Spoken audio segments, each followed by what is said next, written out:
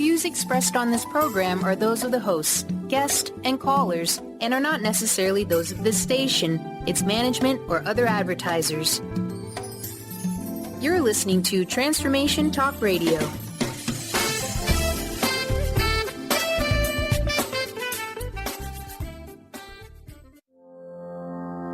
Are you ready to stop stress, anxiety, and low self-esteem from running your life? Join award-winning author Dr. Friedemann Schaub from Empowerment Radio as he addresses some of the most prevailing challenges in our day-to-day lives.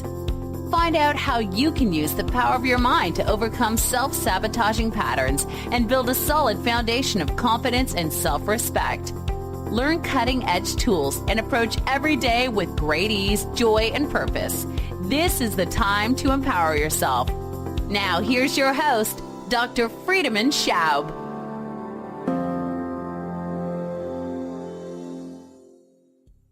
Good morning, good afternoon, good night.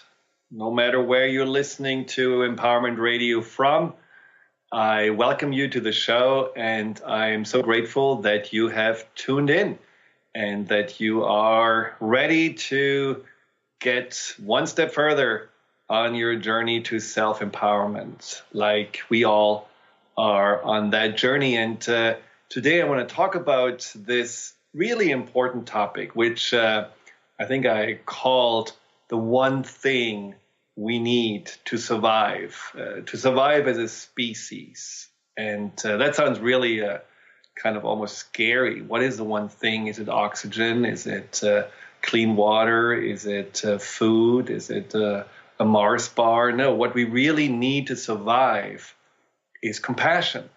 Now, compassion is, I think, a very important topic that probably all of us have thought about, all of us have felt at some point, all of us have hopefully also experienced as a recipients of compassion.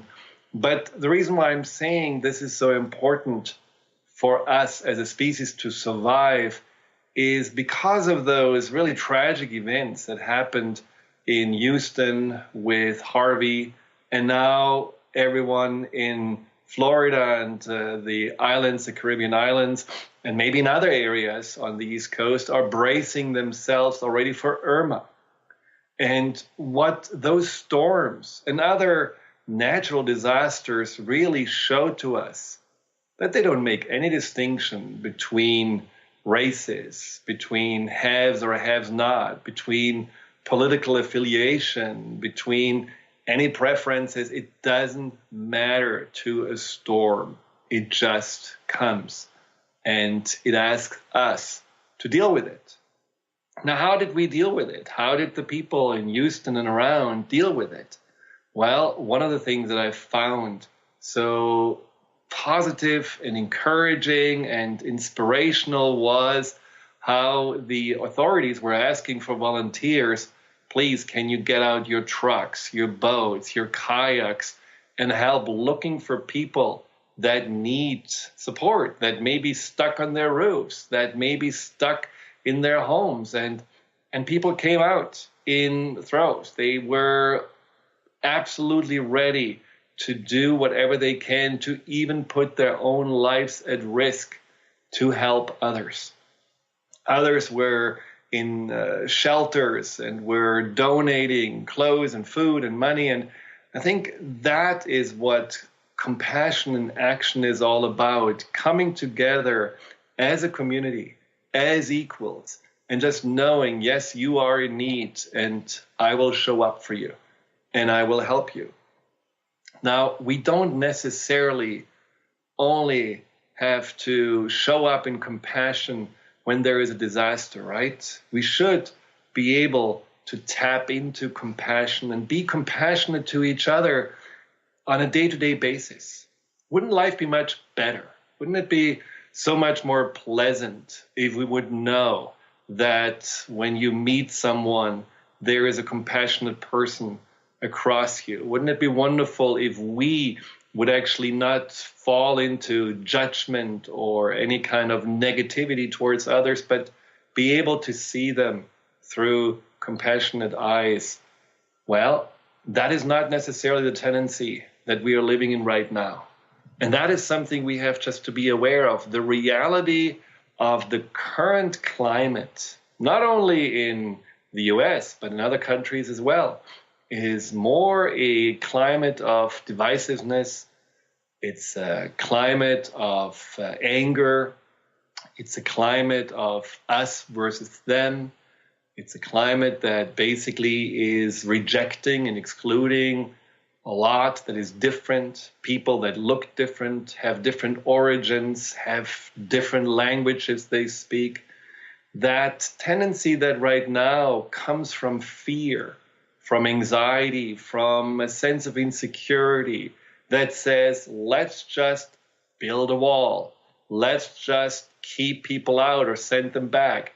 Let's just make everyone fight for themselves and let us be the ones that, are the closest, and everyone who is different, let them just, basically deal on their own. That is not compassionate living. And I believe as a species, we cannot survive if we are just separating ourselves again into little tribes that are just only looking after their kindred spirits and not looking after all those that may be outside of the tribe. So compassion is, I believe, a healing energy. I think compassion is a force inside of us that we all have ability to get to. And I think compassion is that what will make our species eventually overcome all the challenges that we are dealing with, whether it's challenges like global warming, shortage of food, shortage of water, whether it's the challenges of dealing with people that are in power, but obviously, a little crazy, like in North Korea. There are challenges that we are all facing right now that without compassion and without feeling that link, that energy between us, will be hard to deal with. So today, the show is dedicated to our compassion. First of all, what is compassion and how can we make our ability to be compassionate towards others and also towards ourselves stronger? Now, when I looked into the dictionary of compassion, it says interesting things that I don't totally agree with. But what it said, for example, is that compassion is defined as a feeling that arises when we are confronted with another suffering and feel motivated to relieve that suffering. Now, another definition said that compassion is the ability to feel other people's pain and be in pain with them. But that is more empathy than compassion. And I think there is a very important distinction to make between empathy and compassion. A lot of people are empathetic, especially those that are very sensitive. Now, when they're empathetic, that means that they do feel other people's pain. I'm very empathetic myself, and when I see on TV someone at the dentist getting a cavity filled, I feel the drill in my teeth. I can actually feel the vibration. And so I think empathy is certainly something that makes us just live through whatever difficulty or pain other people are dealing with. Now, the problem with empathy is that empathy also often leads us to being stuck in the experience of others. So if you are sad and then there is an empathetic person who feels your sadness, well, that person sits next to you and also cries, which may feel good. Shared misery is always better than alone, but at the end, it's not necessarily getting you out of that hole that you're in. It's like you're drowning and the empathetic person is jumping in the water and is drowning with you. Well, the compassionate person, on the other hand, would see that you're drowning and would look for a life preserver or a piece of wood or anything to get you out of the water.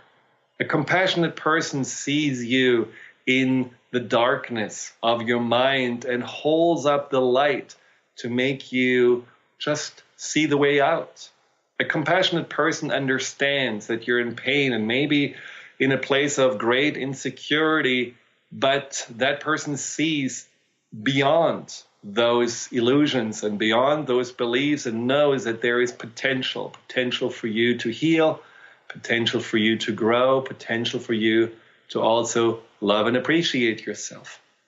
So compassion goes beyond empathy because it also opens the way, just like these amazing helpers in Houston and Texas did. They went out of their way to help. They were not just suffering with their fellow citizens. They did something about it. So compassion is the ability to really be there from others, and it's for others. And it starts with that just awareness, the awareness that someone is in need and someone is struggling.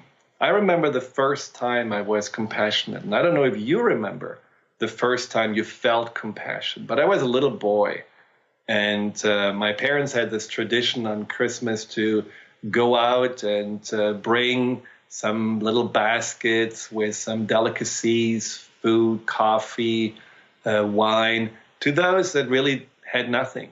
Often these were older people that lived out in farms or in little small houses. Maybe, often these were women that had lost their husband and had a very small pension and just barely made ends meet. And when I saw one day this older woman in her tiny little living room that also was her bedroom, and we brought the basket in, and we were the only ones that actually cared about her because she had no relatives left, and she was just so frail, but at the same time she was so happy, and she had tears in her eyes and a big smile on her face. That was Christmas for her, that moment where we came in.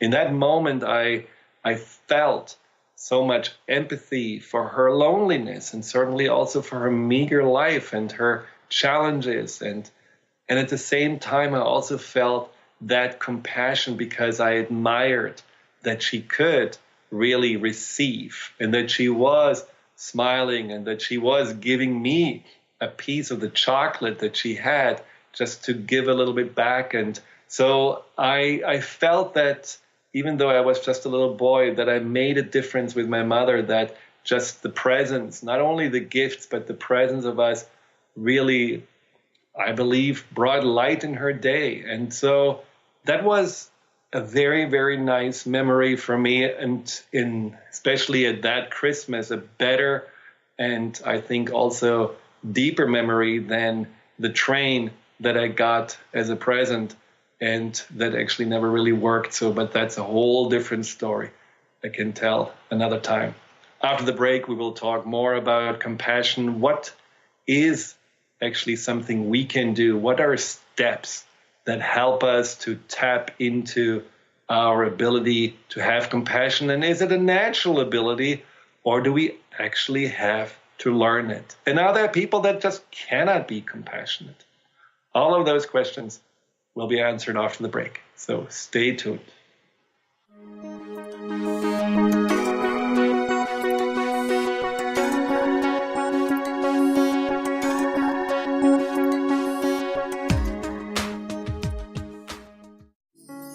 Are you ready to stop stress, anxiety, and low self-esteem from running your life?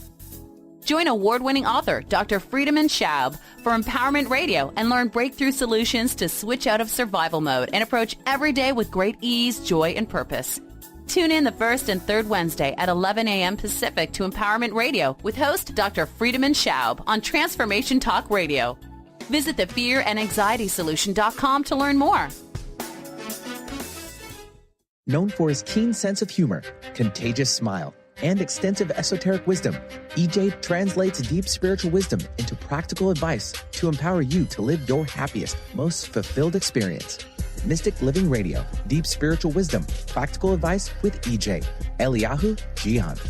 This hit show delivers profound experiences for all who want to live life to their deepest desires. Tune in monthly for Mystic Living Radio. Learn more by visiting vitaltransformation.org. Hey, Hey, did you know why they call the foundation the foundation? It's called the foundation because it completely eliminates your foundation for what you thought your reality was and creates a whole new space where you can have an entirely new reality that is foundationless. So from my point of view, they should call it the unfoundation or the foundationlessness.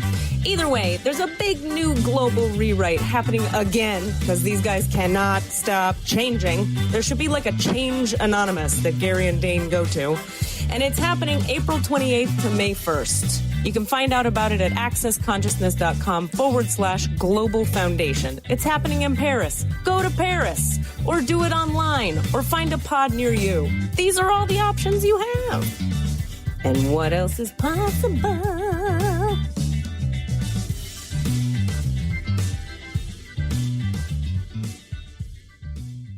On the cutting edge of the new mainstream, Christine Upchurch is passionate about bringing together science, psychology, and spirituality in a way that can be applied to our everyday lives for true transformation. The Christine Upchurch Show, stellar conversations to illuminate your journey, engages some of the most outstanding visionaries on the planet in lively dialogue to inspire you to become that bright light you're meant to be. Join Christine every Friday at 11 a.m. Pacific Time on KKNW, AM 1150, and Transformation Talk Radio.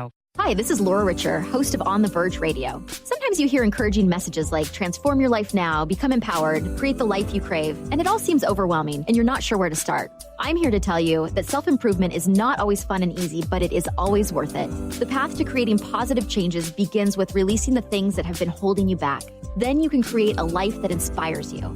I know this because I've done it. You can find out more about what I do by visiting my website, seattlehealinghypnosis.com. I look forward to supporting you on your journey.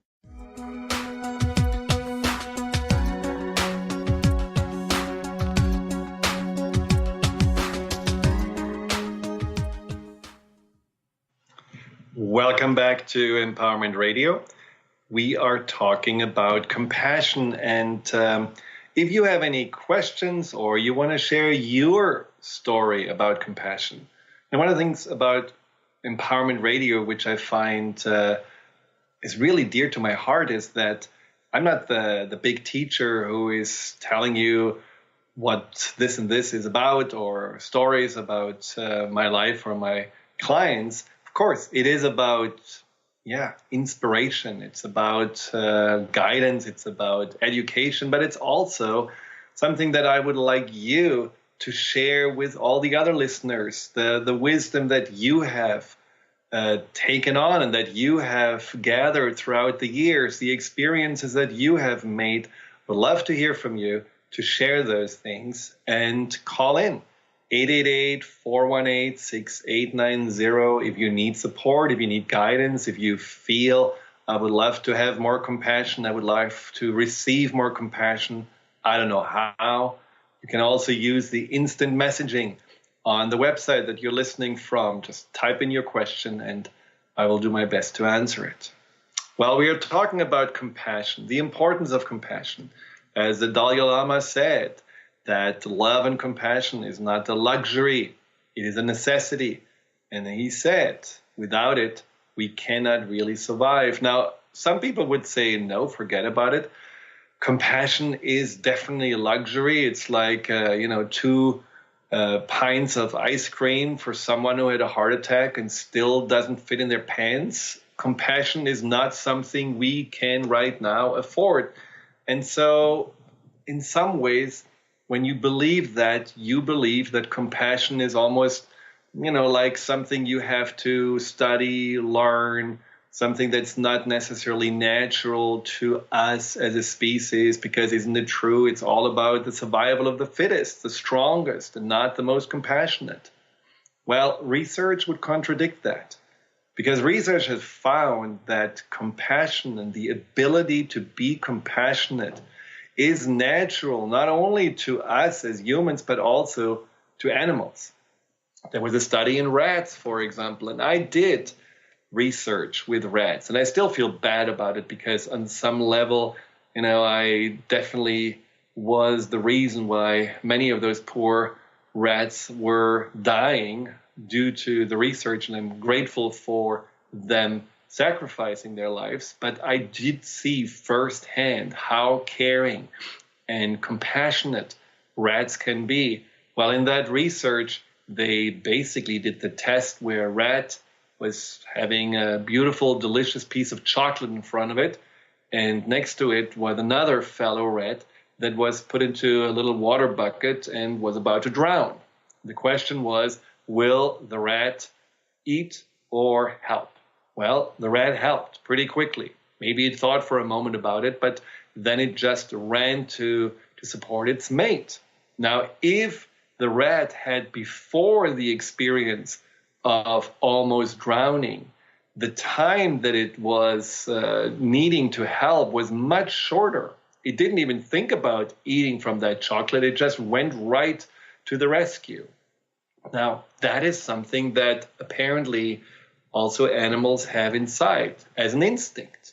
Now, little toddlers, that didn't really learn about compassion or mindfulness or anything like that, were also tested and not put into water pools and made drown. No, they were tested in regards to their ability to have compassion for adults. And so in that testing, they had adults pretend that they accidentally dropped a pen, or that they tried to put books together and then the books that were all stapled up there fell over, and they were observing the reaction of those little children. And it was interesting how a significant number of them instantaneously were just trying to help, reaching for the pen, reaching for the book, trying to put it back onto the pile. And so what they found is that when the babies or the toddlers saw that the book or the pen were deliberately dropped, not accidentally, nothing happened. But when it appeared that, through the facial expression or through maybe a sound the adult made, that it was an accident, they were right there. And so again, this is not necessarily learned behavior. This is something that was also instinctual in them. And to make that point even more, in adults, the researcher tested that ability to be compassionate in a game where basically a group of people were playing a certain game, and some of the participants were losing the game, and maybe, I don't know what they played, but they were maybe running out of money or so. And so the participants were asked to spontaneously make a decision whether to help and maybe loan some money or support that other player, or whether to focus only on the win that they may have in their hands. And when people were spontaneously deciding, without thinking, they always went to help others, to support others. But when they thought a little bit longer about it, usually the idea of, no, I want to win, or the idea of greed was winning out. So isn't it interesting that whole idea about being in your head or being in your heart? And how often do we just make decisions from the head? We are telling ourselves, well, I should just look after myself, or, we're telling ourselves stories why we shouldn't help someone because they should help themselves, or they are just going for the entitlement, or it's their own fault. These are all thinking processes that often have to do also with self-protection, but they are overriding our natural instinct to be compassionate. And I think that's something we just need to know, that we need to let go sometimes of thinking too much and analyzing too much, and just go with that what feels right, what our heart is telling us, and that may be the compassionate thing to do. Now, there is an interesting question that we got from Brenda, and she says, my son, who is 5 years old, seems to lack compassion for animals. He kills spiders and snails and seems to have fun doing it. Am I raising a psychopath? Well, that's a really good question. And the answer is most likely not. And I have to admit that I also, as a child, for some reason, found some kind of pleasure in killing ants, which I still don't really fully comprehend, because at the same time, very early in life, I also saved bugs from a pond or a pool. So I'm not sure what this was all about, but I have my theories. What happens with boys often is that there is this idea of emotions such as compassion being something for the girls, being something that is a weakness. Even when you're 5 years old. I remember when I was, just 4 or 5 years old, my sister had all these beautiful dolls laying around, and I started playing with them because that felt nice. So I played house, and I was the father, and, but then my friend came in and said, "What are you doing? You're playing with dolls? Oh my God, you are such a wuss." And of course, I stopped immediately and played, Indians and cowboys or fort or whatever. And in the end, just lost that natural interest in just engaging in that. And that may have had something to do with that feeling of, oh yeah, I have to be tough. And in order to be tough, you have to be strong. In order to be strong, you have to domineer, you have to control. And that is, what happens, that you then control that what feels smaller and that feels more vulnerable. And that often, unfortunately, are animals, snails, but also, pets at home. And that is something we really, as parents, have to be very mindful about. There is a natural instinct to be compassionate, but there is also sometimes a tendency to override it.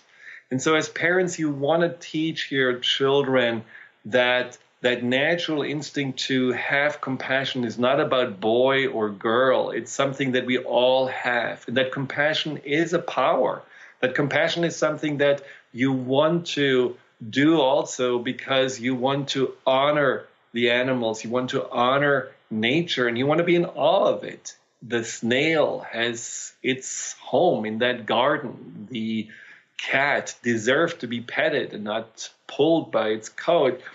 Just to already start very early on to teach the reverence towards other beings, not only human beings, is very important. And then to also teach that when you're bigger and when you're stronger, that this doesn't give you a right to overpower and domineer, but actually it gives you more the responsibility to care for that, what may be more powerless, that may need your help. And that is a lesson that my mother has really taught me then early in life, which is then when I started to find bugs on the back of their bodies, and I turned them around, or I rescued little snails that were crossing the road. So there was something my mother did really, really beautifully to show me that all life matters, and that if you see that something is struggling, it is your responsibility to support it. And that this feels good, that this feels empowering, that this actually makes you more confident. Even if, and this is another thing my mother taught me there, even if others may make fun of you, even if others may not right away understand it. Because that is, to answer your question, Brenda, also something to really be mindful about, that maybe there is peer pressure on, cruelty is cool, and just also explaining that sometimes we have to do that what feels right and not what other people say or tell us to do. Well, thanks for the question. Again, if you have more questions, call in or use the chat box. We will be right back talking more about compassion after the break.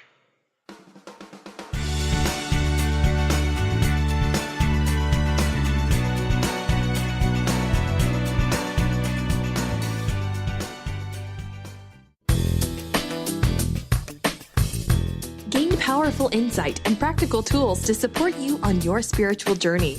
Access your higher self and tune in every second and fourth Thursday at 12 p.m. Pacific to A Life Untethered with Andrew Martin, Walking the Path of Freedom. Andrew is a highly attuned, intuitive oracle, energy worker, spiritual teacher, and international radio host. For more about Andrew and his services, visit thelightedones.com. Tune in to The Truth is Funny with Colette Steffen each Wednesday at 8 a.m. Pacific, 11 a.m. Eastern on TransformationTalkRadio.com. This hit show will have you thinking outside the box and riding the wave of infinite potential. Join Colette on the Higher Self Network, inspiring listeners to shine their brilliance and ensure success while roaring with laughter as they recognize the humor of the giant cosmic joke. Visit thetruthisfunny.com. Tune in to The Jen Royster Show, intuitive guidance to inspire your life, each Thursday at 8 a.m. Pacific and 11 a.m. Eastern on TransformationTalkRadio.com. This amazing show is an inspirational hour that will take you on an epic metaphysical journey to discover the spiritual approach to life's greatest challenges. Dr. Jen is an internationally known intuitive counselor, spiritual teacher, and energy healer. Call in for intuitive readings and visit JenRoyster.com for more information. Transformation Talk Radio is dedicated to the education and awareness of Lyme disease. Welcome to Lyme Talk Radio. I'm Dr. Pat Basile, the host of the Dr. Pat Show, and I am so thrilled that we've created this venue for all of you out there. Dr. Pat Basile will be bringing the most innovative, groundbreaking information, research, treatment innovations, and stories from those it affects every day. What we have heard is that you want to ensure for us that we keep positive, holistic, uplifting, transformative talk radio on the air. We're excited to bring you the contemporary conversations about Lyme disease. We promise not to let the light fade on Lyme. So fasten your seatbelts. We've got lots more to share with you in the weeks to come. Tune into Lyme Talk Radio with Dr. Pat and help keep our mission strong on TransformationTalkRadio.com. Did you know that all of the shows on the Transformation Radio Network are available as podcasts to stream or download? Really? Check us out. Go to transformationradio.fm. We have business shows, spiritual shows, energy healing shows, and pretty much everything in between. Something for everyone, guaranteed to inspire, educate, and transform. We are transforming the world, one listener at a time.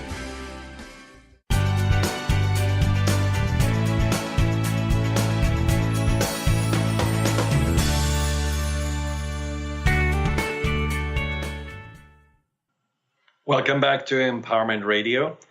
If you want to find out more about the work I'm offering, go to the fearandanxietysolution.com and you will find out what I can do for you in order to overcome not only fear and anxiety, but also depression, chronic health issues, by healing that what's really causing your challenges, by going to the deeper root cause, by going to the level of the subconscious mind and really resolving those patterns that may have been really, holding you back for a long time. Now, we talk about compassion, and you may want to have compassion for me for a second because I have to cough. Wow, that happens sometimes. It must be really a dry air right now. But in any case, so we talk about compassion. And we just talked about that compassion is a natural ability. Now, I know from many of my clients that had really a hard time being compassionate with their relatives that were at the last election in the US voting differently than they would have wanted them to vote. And no matter if you go to the one or the other side, there was huge contention and I think also in many ways a lot of conflict and disharmony in those families. And I heard many clients telling me, I cannot really talk to my parents anymore because, how could they? And how could they stand for this? And they didn't really have a sense of compassion for them. And there are certainly also countless people that have a hard time to have compassion for those that don't seem to have compassion themselves. People that seem to rather be greedy or controlling people that seem to be manipulative, whether these are the people in Washington or the people that are running, our companies, there is certainly a sense of almost dismay that says, how can I be open to people that hurt me? How can I be open to people that don't seem to care about anyone but themselves? Well, and that is really where compassion is such a beautiful healing tool, because the compassion is not that you're necessarily, will do anything for them or to them, because maybe you will not reach them. Maybe there is also an unwillingness to even receive your compassion if you had a chance to directly give it to whatever person you are struggling with. But compassion helps you. Compassion helps you to have a deeper understanding of what this person is really dealing with. Let's assume for a moment that most of the controlling, dysfunctional, maybe also selfish behavior of others is not coming from joy and purpose, but it comes from their own struggles, from their pains, from their insecurities, from their fears of being powerless. And let's assume that through compassion, you can actually see that struggle. You can understand the wounds, and you can see that, well, that person is really also, suffering in so many ways. I mean, I know from some biography that I read that, for example, our president didn't necessarily have the most joyful upbringing, and some of his attitudes and behaviors can be explained also by his relationship with his father. And let's assume for a moment that a lot of times when we do look at, for example, him, and he's releasing some erratic Twitter messages that seem to be so, defensive and aggressive, and this whole attitude, if you hit me, I hit you 10 times harder, all this bullying behavior, doesn't that come often from something inside that feels threatened, that feels not good enough, that feels not heard, that feels that somehow it has to defend itself at all costs? So if you're for a moment imagining that such an aspect exists in the person that you may struggle the most with, if you imagine that there is a little wounded child in that person that just wants to either be left alone or wants to get attention at all cost, couldn't you then have a little bit more understanding and compassion? You don't have to condone anything that person is doing. You don't have to even forgive that person, but you can understand that what happens doesn't necessarily have to do anything with you. So in that way, compassion can just bring more peace to you, because you don't take other people's behavior and actions personally. You don't feel it's against you, but it's really something you can see is maybe just a survival pattern that person is in. And again, this is not about saying, okay, do whatever you want, but it's about not going down the same path of negativity, judgment, or rejection that can be tempting, just to be right, just do exactly that what you feel is done to you. But again, it just leads to a separation, and it doesn't lead to unity. And so if you feel that you have with your parents, for example, a fallout for whatever reason, maybe because of the last election, have a little bit of compassion for them. Think about also that there may be something that they feel is, coming from fear inside of them, from concern, from a fear of loss, a fear of instability, a fear of not being understood. And so they just made the choice based on that fear. And if you can have compassion for that fear, you can also just much more find peace with them, even though you may completely disagree. Just avoid that topic. But open your heart and have a little bit more understanding. And how to do that? Put yourself into the shoes of others. That's one of those really core and, you could say no-brainer advices about compassion. But isn't it true that we often kind of almost avoid doing that? A client of mine told me about her roommate who just drives her nuts. She seemed to be controlling. She seemed to always talk about herself. She seemed to never listen. And she just felt like, in some ways, this person is not really a friend. She's just really selfish. So when you declare somebody as selfish, well, you put a label on their forehead, and in that moment, basically that person is, already judged by you, and there is no bridge, there is no connection anymore. So I asked her just to tell me a little bit about what she knows of the childhood of this roommate, and she told me how challenging it was, and how she was definitely dealing with a rageaholic father and so on. So just by talking about that, there is certainly some kind of a woundedness in her. It already softened that perspective on her roommate.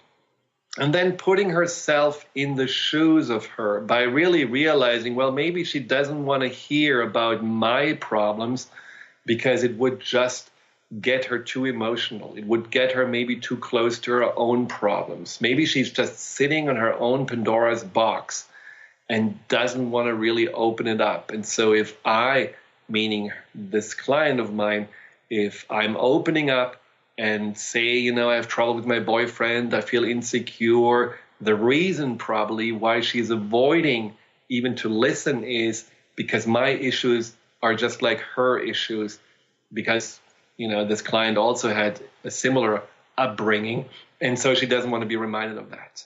And just this little compassionate understanding helped her to find peace with that roommate and find more peace with the situation, and also be more willing to create a bridge. Sometimes a bridge can also be just opening up and saying, I don't like when we are, not connected, or I don't like when you don't listen. And, a boundary can be a bridge in this regard.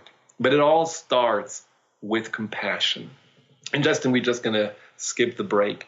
So that is really one of those things about compassion that I find so powerful, this spending a moment in other people's shoes. And guess what? If you can go there and you feel it hurts, well, chances are it hurts them probably too.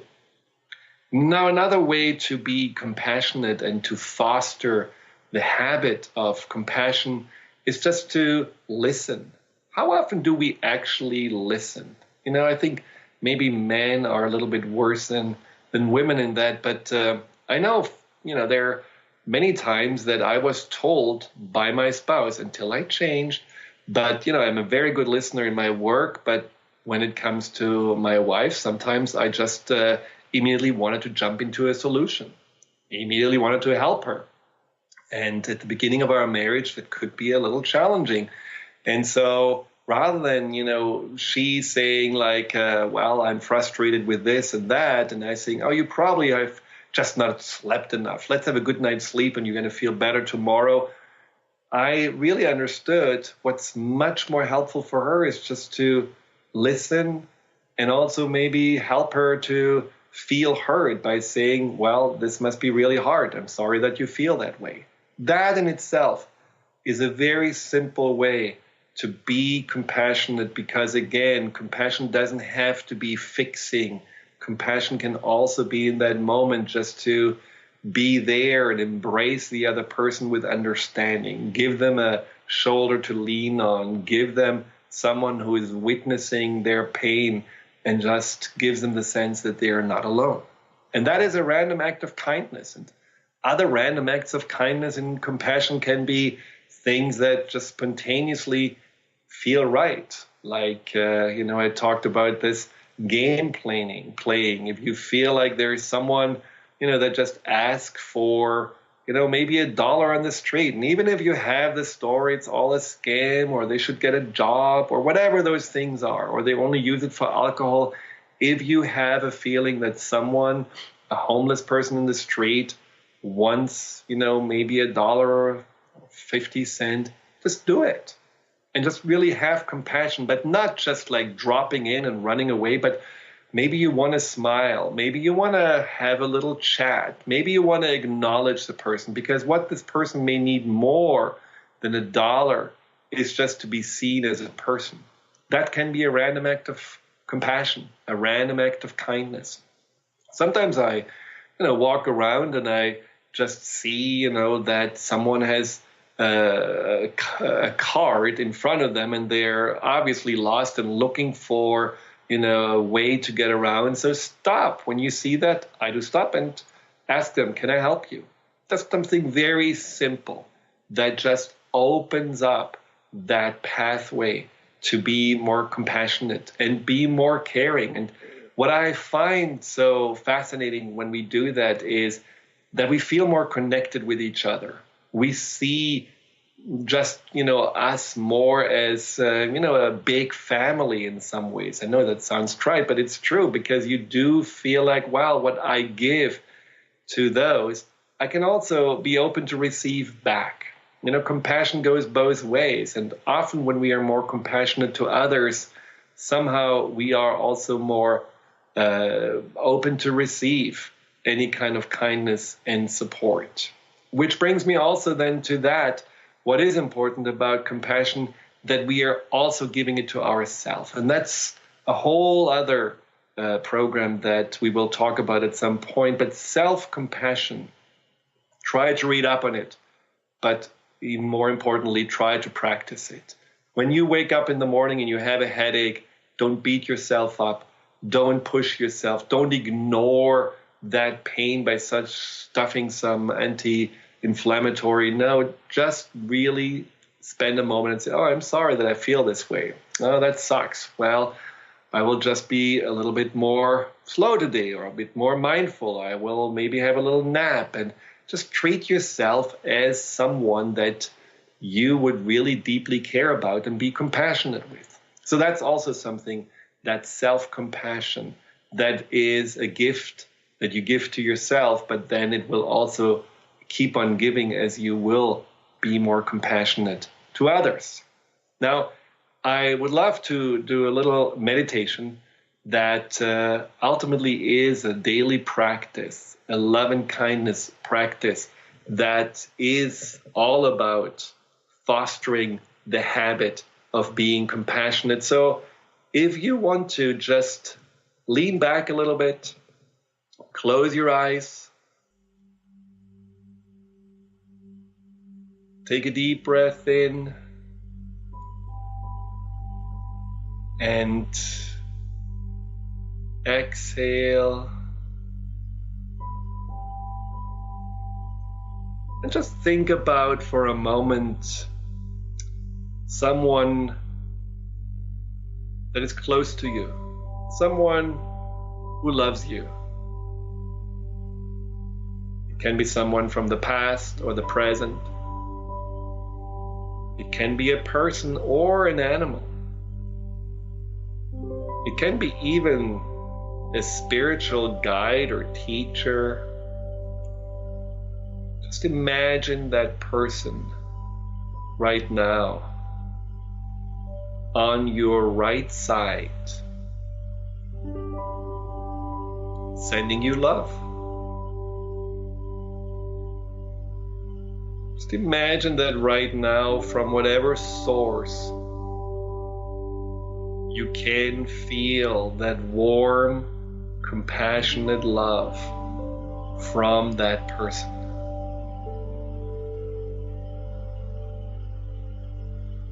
Feel the kindness, feel the warmth. And if you want to, you can bring more sources of love, compassion, and kindness right there in front of you or to the side, so that you really get entrained with that wonderful feeling.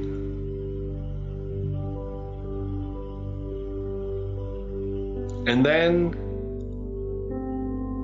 bring your awareness back to that person that you started with. And from your heart, send love back to that person or that animal. Feeling that your heart becomes more open, more soft, and that there is a warm energy, maybe like a light beam from your heart emanating and gently enveloping itself towards that person, around and within. And then you can just silently contemplate or repeat, may you live with ease, may you be happy, may you be free from pain, may you live in peace,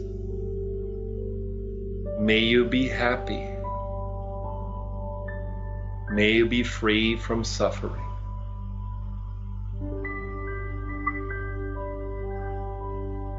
Good, and then you can just allow yourself to bring in another person. A person maybe that you feel more neutral towards in front of you. Someone that you want to also feel more connected to or more compassionate. In the same way, you simply open up.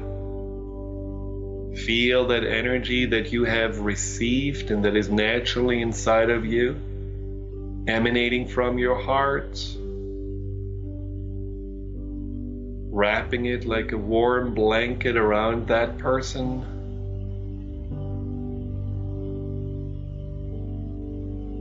And repeat silently, just as I wish to. May you always live with ease and happiness. May you also live with peace and happiness. And as you just feel that person from being neutral, just noticing a deeper connection, maybe a greater awareness, maybe also an appreciation for what you may have not really seen before in that person. Set your intention to foster that connection and to maybe learn to know that person even more through a little chat or a random act of kindness. And then bring in front of you a person that you have been struggling with. Someone that made you judge him or her. Someone that you really feel distant from, or maybe you feel truly hurt by. From the safety of this moment, from the safety of your love and compassion, send also from your heart that energy, that healing force, knowing that that person also deserves love and compassion, knowing that this person and all, whatever he or she have been doing, also suffer, are in pain, are in need of peace and relief. Send that energy from your heart and repeat silently, just as I wish to. May you live with ease, happiness, and good health. May you live with peace, happiness, and free of suffering. And as you do that, you just notice that any kind of negativity, any kind of judgment can be released with that compassion. Any kind of sense of maybe fear or anxiety or maybe even complete rejection disappears. You may feel actually that this person is just like you, another human being on the journey through life. Maybe the person is more lost. Maybe the person has more weight and baggage carrying around. Maybe the person has barricaded the heart a little bit more and is a little bit more blind to what really is going on in and around. But you don't feel in that moment any need to hide out, to lash out, to defend or judge. In this moment, you can go to that pure energy of peaceful compassion, knowing that by doing so, you are not becoming a force of further negativity and divisiveness, but instead you are becoming a force of love and healing. And the more of us are practicing this meditation, the more peace and happiness will be on the planet. So thank you for listening. Thank you for opening your hearts and your minds. Try to be compassionate today to yourself and others, and this way truly making an empowered difference in the world. Until next time, goodbye. You've been listening to Empowerment Radio with Dr. Friedemann Schaub. Join Dr. Friedemann the first and third Wednesday each month at 11 a.m. Pacific as he addresses some of the most prevailing challenges of our daily lives. Discover how you can use the power of your mind to overcome stress, anxiety, and overwhelm and create a solid foundation of confidence and self-esteem. Learn cutting-edge tools so that you can approach every day with great ease, joy, and purpose. To learn more about what Dr. Schaub can do for you, visit thefearandanxietysolution.com.